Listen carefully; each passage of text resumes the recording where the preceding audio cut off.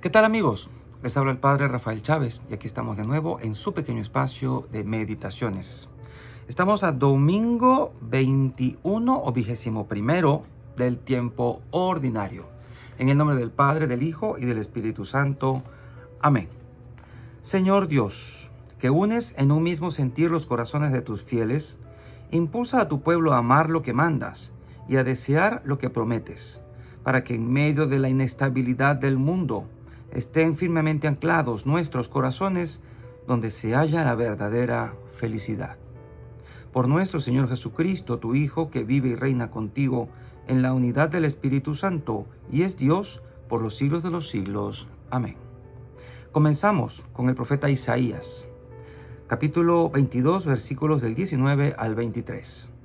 Esto dice el Señor de Sebna, mayordomo de palacio: te echaré de tu puesto y te destituiré de tu cargo. Aquel mismo día llamaré a mi siervo, a Eliacim, el hijo de Hilcías. Le vestiré tu túnica, le ceñiré tu banda y le traspasaré tus poderes. Será un padre para los habitantes de Jerusalén y para la casa de Judá. Pondré la llave del palacio de David sobre su hombro. Lo que él abra, nadie lo cerrará. Lo que él cierre, nadie lo abrirá. Lo fijaré como un clavo en muro firme y será un trono de gloria para la casa de su padre. Palabra de Dios, te alabamos, Señor. Salmo 137. Señor, tu misericordia es eterna, no abandones la obra de tus manos. Te doy gracias, Señor, de todo corazón. Delante de los ángeles tañeré para ti. Me postraré hacia tu santuario, daré gracias a tu nombre. Señor, tu misericordia es eterna, no abandones la obra de tus manos. Por tu misericordia y tu lealtad, porque tu promesa supera a tu fama. Cuando te invoqué, me escuchaste, acreciste el valor de mi alma. Señor, tu misericordia es eterna, no abandones la obra de tus manos. El Señor es sublime, se fija en el humilde, y de lejos conoce al soberbio. Señor, tu misericordia es eterna, no abandones la obra de tus manos. Señor, tu misericordia es eterna, no abandones la obra de tus manos. La segunda lectura está tomada de la carta a los Romanos, capítulo 11, versículos del 33 al 36. Qué inmensa y rica es la sabiduría y la ciencia de Dios. Qué impenetrables son sus designios e incomprensibles sus caminos. ¿Quién ha conocido jamás el pensamiento del Señor o ha llegado a ser su consejero? ¿Quién ha podido darle algo primero para que Dios se lo tenga que pagar? En efecto, todo proviene de Dios. Todo ha sido hecho por Él y todo está orientado hacia Él. A Él la gloria por los siglos de los siglos. Amén. Palabra de Dios, te alabamos, Señor. Y el Evangelio de hoy está tomado de Mateo, capítulo 16, versículos del 13 al 20. En aquel tiempo, cuando llegó Jesús a la región de Cesarea de Filipo, hizo esta pregunta a sus discípulos: ¿quién dice la gente que es el Hijo del Hombre? Ellos le respondieron: unos dicen que eres Juan el Bautista, otros que Elías, otros que Jeremías o alguno de los profetas. Luego les preguntó: ¿y ustedes? ¿Quién dicen que soy yo? Simón Pedro tomó la palabra y le dijo: tú eres el Mesías, el Hijo de Dios vivo. Jesús le dijo entonces: dichoso tú, Simón, hijo de Juan, porque esto no te lo ha revelado ningún hombre, sino mi Padre, que está en los cielos. Y yo te digo a ti que tú eres Pedro, y sobre esta piedra edificaré mi iglesia. Los poderes del infierno no prevalecerán sobre ella. Yo te daré las llaves del reino de los cielos. Todo lo que ates en la tierra quedará atado en el cielo, y todo lo que desates en la tierra quedará desatado en el cielo. Y les ordenó a sus discípulos que no dijeran a nadie que él era el Mesías. Palabra del Señor. Gloria a ti, Señor Jesús. Y bien, en este evangelio, no muy largo, solo unos poquitos versículos, se cimenta una gran realidad acerca de nuestra identidad católica. Sí, Jesucristo está instituyendo al primer papa. Pero pongámonos un poquito en contexto. Jesús saca a los discípulos de las zonas conocidas, judías, y los lleva a una región rara, Cesarea de Filipo, conocida por muchos como una región pagana llena de deidades extrañas, entre ellas una llamada Pan. De ahí viene la palabra pánico, porque era una deidad a la cual se le atribuía el miedo espontáneo, y una deidad con forma media humana, media animal, patas como de cabrito y un tronco de humano con cuernos, algo así como una especie de fauno, con una flauta, y pues se le consideraba una especie de deidad de los bosques, de los sueños, algo así, y que tenía como una especie de cueva a la cual se le podía considerar en la región como la puerta del Hades, o sea, del infierno. Entonces, quizá ustedes se recordarán algunas películas que tenían animalitos parecidos o seres parecidos a esta deidad de Pan.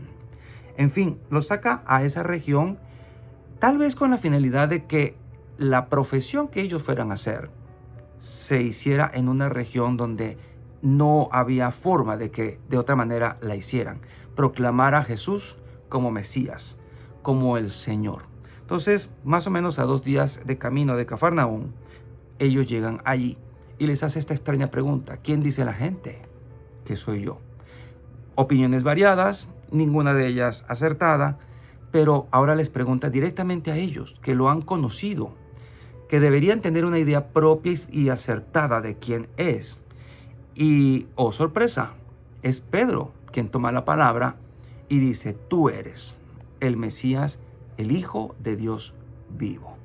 Bendito sea Dios por esta respuesta, porque le significó a Pedro varias cosas, entre ellas la alabanza de Jesús.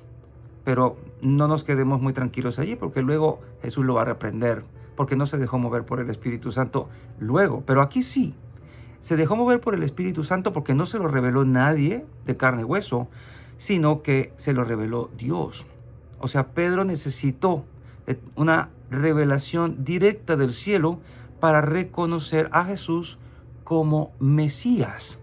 Y es allí cuando, una vez que lo reconoce como el Señor, el Hijo de Dios vivo, entonces viene esta declaración magnífica, tremenda, que hasta nuestros días resuena en nuestros templos, y que dice: tú eres Pedro. Pedro viene a decirse o a significar en el idioma hebreo Kefas o Petros en griego, o sea, roca. Tú eres roca, y sobre esta roca edificaré mi iglesia. A mí me llama mucho la atención cuando la gente dice que Jesús no fundó ninguna iglesia.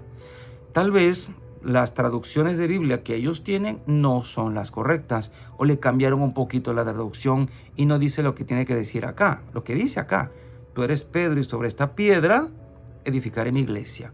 Por lo tanto, el cimiento humano sobre el cual se edifica la iglesia, la única que Jesús fundó, es Pedro, el primer papa, y le da algunos poderes que no se los ha dado a ninguna otra persona en el planeta.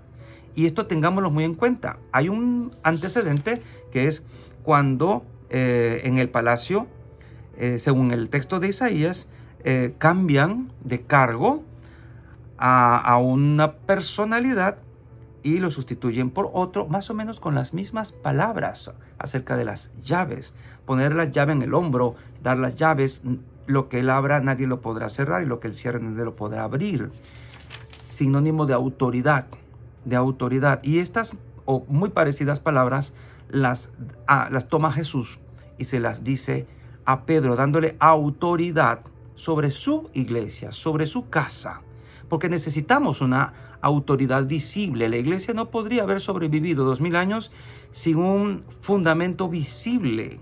Ya vemos lo que pasa con las iglesias separadas. Al no tener un fundamento visible, cada quien cuando se enoja con el pastor, funda su propia iglesia.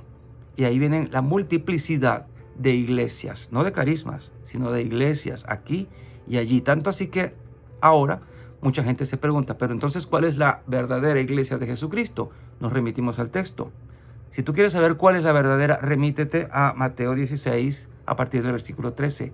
Jesucristo le dice a Pedro: tú eres Pedro, y sobre esta piedra o roca edificaré mi iglesia, y los poderes del infierno no prevalecerán sobre ella. Acuérdense que estamos en esta zona donde estaba supuestamente la puerta del Hades. Por lo tanto, ni el Hades ni ninguna fuerza humana podrá destruir la iglesia. Más allá de los problemas que han habido, más allá de los cismas, incluso del reciente con la fraternidad San Pío X, ninguno de los cismas que la iglesia ha sufrido en estos 2000 años ha podido tumbar la iglesia. Gobiernos van, gobiernos vienen, sistemas van, sistemas vienen, ideologías van, ideologías vienen, pero la iglesia verdadera de Jesucristo se ha mantenido en pie. Siempre he dicho, a pesar de nosotros mismos, que con nuestros pecados, debilidades y terquedades no hemos podido hacer que la iglesia se caiga, porque no es de fundación humana. La fundó Jesucristo, el Mesías, el Hijo de Dios vivo. Y Pedro tiene la autoridad para abrir y cerrar, atar y desatar. Y eso que no le quede duda a nadie. La única persona a la cual Jesucristo le dio esta autoridad es a Pedro y a sus legítimos sucesores.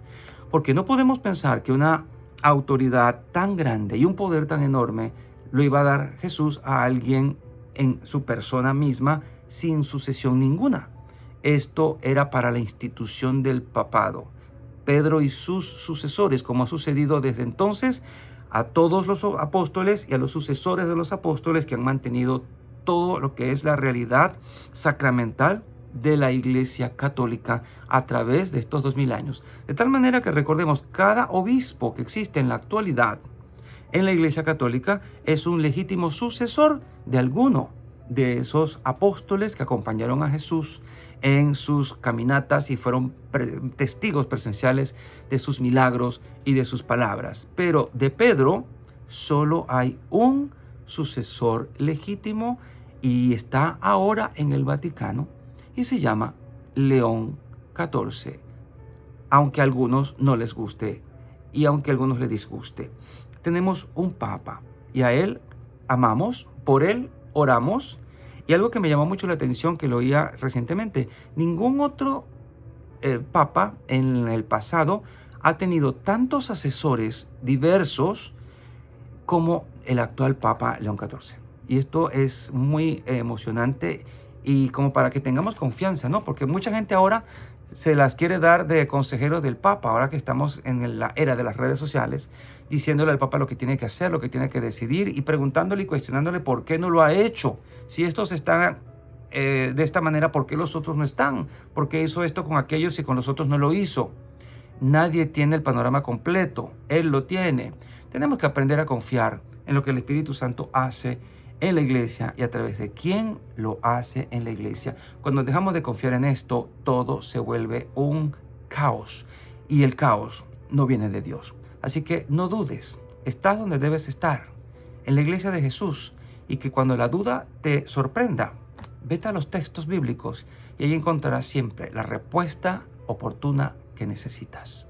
Y la bendición de Dios Todopoderoso, Padre, Hijo y Espíritu Santo, descienda sobre cada uno de ustedes y les acompañe siempre. Seguiremos en contacto, si Dios lo permite, a través de este canal.